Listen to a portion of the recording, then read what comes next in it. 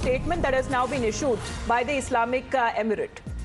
Yes, so this is a statement by the Islamic Emirate spokesperson, Zabiullah Mujahid, who's confirmed that the strike took place and has strongly condemned it, calling it a violation of international principles. So yes, this is the story that we're tracking here non-stop on Times Now this morning. This is Al-Qaeda chief Ayman al-Zawahiri, one of the world's most wanted terrorists and a mastermind of the September 11, 2001 attacks, who's been killed in a drone strike carried out by the United States, and confirmation coming in. And this is the Afghanistan reaction as well, wherein it says, the statement reads that Biden administration itself is confirmed, and Afghanistan, on the other hand, condemning the US strike. So this is the reaction coming in from Afghanistan as we keep up with non-stop reactions we're picking up from the United States as well, including that of US President Joe Biden. Srinjoy continues to stay on with us. Srinjoy, Afghanistan citing violation of principles, condemning the killing.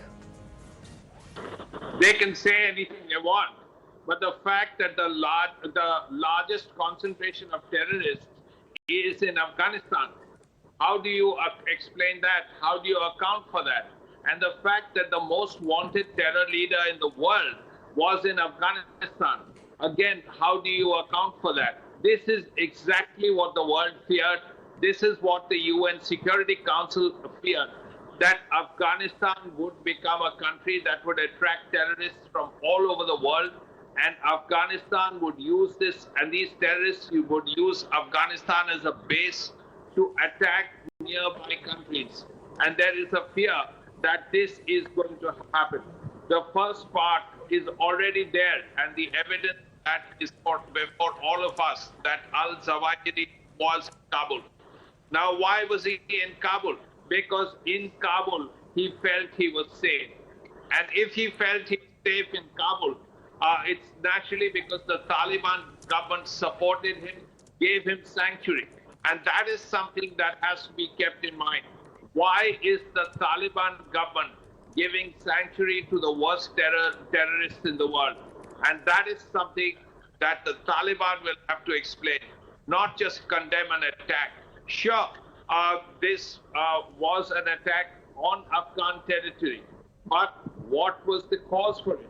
The fact that al-Zawahiri, Ayman al-Zawahiri, once an Egyptian doctor and then the head of the Al-Qaeda the last 11 years, was there. Why was he there? That's the question they have to answer. Because all these terrorists are now converging to Afghanistan. Let's not forget that the Haqqanis actually play a part of the government of Afghanistan. They are involved in governing Afghanistan. So right. Naturally, they will welcome terrorists of all kinds. No, but if we talk about Ayman al-Zawahiri, because, he was not seen, or in those video messages that were going to be released there, Srinjoy, he recently had resurfaced only when Taliban took over. Otherwise, he was taken to be dead or somewhere missing. And that is when he started giving out and releasing those video messages, claiming that he is very much alive. That's exactly what I'm saying. It's the arrival of the Taliban in Afghanistan, the taking over of Kabul by the Taliban, which has led to this. So if the Taliban is willing to play host to the worst terrorists in the world, like Ayman al-Zawahiri, then it's very clear that Afghanistan is becoming a sanctuary for terrorists. The next step would be using Afghanistan as a base to strike countries close to Afghanistan through terror attacks. That is something we are waiting for. But it's very clear now, from the death of al-Zawahiri in Kabul, of all places, that Afghanistan is now playing host to all terrorists. Of course, the Haqqanis are part of the government of Afghanistan. The Haqqanis have been a terror group for years and years, and they control a part of the government of Afghanistan. So naturally, it is widely believed that they would say yes to all these terrorists who want to come and live in Afghanistan, which is why al-Zawahiri was in Kabul. The fact that he has been killed in Kabul is clear indication of the fact that all these terrorists are now in Afghanistan. The question is, why are they in Afghanistan? Why have the Afghan government, the Taliban government, actually hosting them? That is the question that the Taliban has to answer. Not say that this is an attack on sovereignty and so on. The answer that the Taliban has to provide is, why are you playing host to the worst terrorists in the world? And if you are, why are you doing it? Yes, we have more reactions coming in, Srinjoy. Saudi Arabia has also welcomed the move. Saudi Arabia has welcomed Biden's announcement of killing Al-Qaeda leader and has said that Zawahiri is considered one of the leaders of terrorism that led the planning and execution of heinous terrorist operations, and hence lauding the very move by the Biden government and also hailing the announcement that the United States has officially made now. Srinjoy, if we talk about the United States, now that countries like Saudi Arabia and on expected lines are lauding this very operation, are calling it as a success, seeing this as a success. As far as United States is concerned, Joe Biden has come out and said that, while hailing this elimination, he says that we will not allow Afghanistan to become a terrorist safe haven again. But given the kind of developments we've picked up the last 1 or 2 years and the kind of sudden withdrawal of the United States troops, several global powers had questioned it back then as well. Do you see that Joe Biden, can find himself in a position to take that kind of a stand anymore? It would be very difficult for the Americans to do so, because the Americans no longer have boots on the ground. And on the ground is a government. It is headed by the Taliban.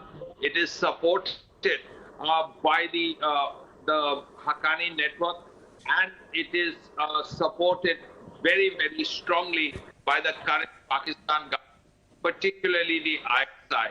So there will be terrorists in Afghanistan. There is absolutely no dispute. Afghanistan will become a terrorist right, haven. Srinjoy, requesting you to stay on with us. Let's get in more defense experts on this. Mr. Arasan Singh is joining us here this morning. Good morning to you, sir. The killing of Ayman al-Zawahiri, sir, the Al-Qaeda #1, what does it mean? It means a lot for India. Good morning. It means a lot for India because remember, he was the one who established this Assam chapter of Al-Qaeda. And today the situation is that the Assam is the epicenter, that area, Assam, Bangladesh is the epicenter of Al-Qaeda. And from there it is feeding terrorism into various more visible parts of the country. So it's a very good news for India. And I have always maintained that there is no local jihadism. All jihadi organizations are pan-Islamic, and al-Zawahiri was a very important figure of that entire pan-Islamic network. And this distinction between Islamic State and Al-Qaeda, I think it is only for consumption of knaves, we should not distinguish between the two. It is just that their approaches are different. One takes up issues that are, in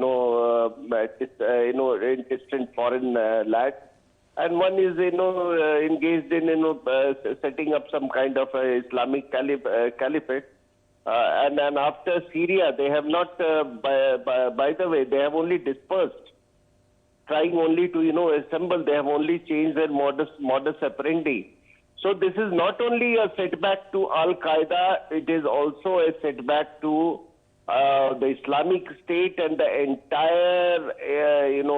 entire pan-Islamic network. Of course, the Taliban is more, focused or engaged with Afghanistan, but nevertheless, they share the ideology. Sir, because Afghanistan, in the official statement that has been released, has condemned this statement. In fact, has cited this as a violation of principle. That's extremely bizarre, though.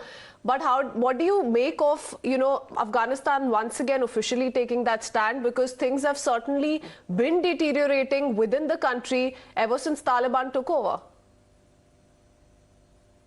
I can tell you one thing, that, the direction in which warfare is moving it's becoming, unmanned platforms. So while you may, many people exulted that the Americans,